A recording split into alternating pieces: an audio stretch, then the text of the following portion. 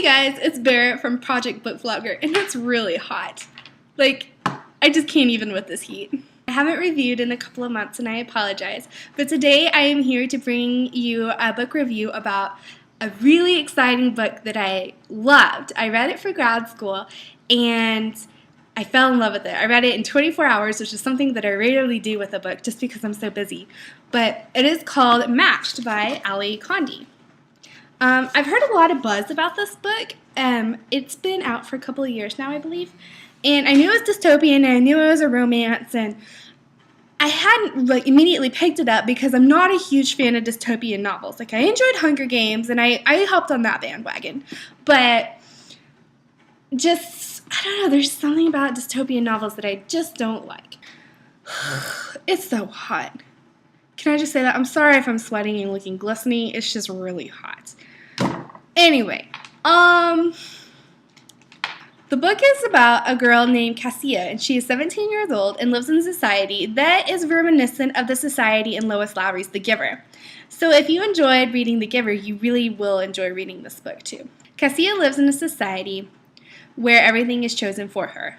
Where she lives, who she marries, and even what job she does. From birth, she is studied, and every decision that she makes is recorded, which gives the society the power to predict the decisions she'll make later in life. At the ceremony, she finds out who she will marry, and is very surprised that she is paired with her best friend Xander, a matching that very rarely happens in her society. She's given a microchip card that contains Xander's picture and all of his information that she can study when she goes home. When she comes home, she looks at the microchip only to find a picture of a different boy rather than Xander on her card. She recognizes the boy's face to be someone in her society. His name is Kai. As the book progresses, of course, she begins to think more about Kai and finds herself in situations where she and Kai spend a lot of time together. As she and Kai develop a relationship, she begins to wonder whether her match was a truly accurate one.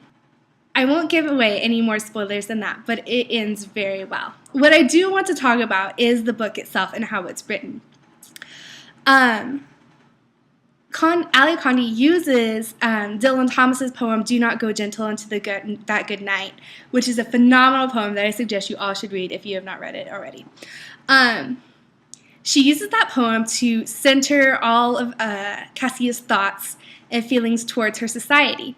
And it makes the book flourish into something so beautiful and so exquisite and original that you just don't want to put the book down. I'm going to read you a passage from the novel where she discovers the poem. Cassia's grandfather does die. It starts very early in the book. It's not a huge spoiler. He does die. And when she goes to give her grandfather his going-away present, she writes him a letter. In Cassia's society, there are only 100 books, paintings, novels, and poems that are preserved from history. The rest are destroyed. No new thoughts, no new creation, no new ideas are allowed within the society. Cassia goes to see her grandfather one last time, and she writes him a letter. Of course, because of her society, the letter is made up of thoughts, phrases, and ideas that aren't really her own. Her grandfather gets on to her for that and then slips her the Dylan Thomas poem, which is one that is forbidden in her society. And this is the passage I'm going to read to you is her reading the poem for the very first time. What poems could be worth losing everything for? The very first line stops me in my tracks and brings tears to my eyes. I don't know why, except that this is one line that speaks to me like nothing else ever has. Do not go gentle into that good night. I read on, though the words I do not understand, and ones that I do. I know why it spoke to grandfather. Do not go gentle into that good night. Old age should burn and rave at the close of day. Rage, rage against the dying of the light. And as I read on, I know why it speaks to me. Though wise men at their end know dark is right, because their words have forked no lightning, they do not go gentle into that good night. My words have forked no lightning. Grandfather even told me this before he died, when I gave him that letter that I truly didn't write. Nothing I have written or done has made any difference in the world, and suddenly I know what it means to rage and to crave. I read the whole poem and eat it up, drink it up. I read about meteors and a green bay and fierce tears, and even though I don't understand all of it, the language is too old. I understand enough. I understand why my grandfather loved this poem, because I love it too, all of it, the rage and the light.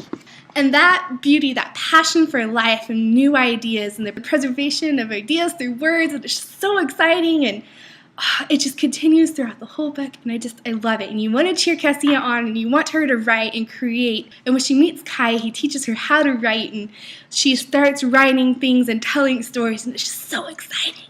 Anyway, I'm sorry. Many girls will enjoy this book. I think boys will enjoy it too.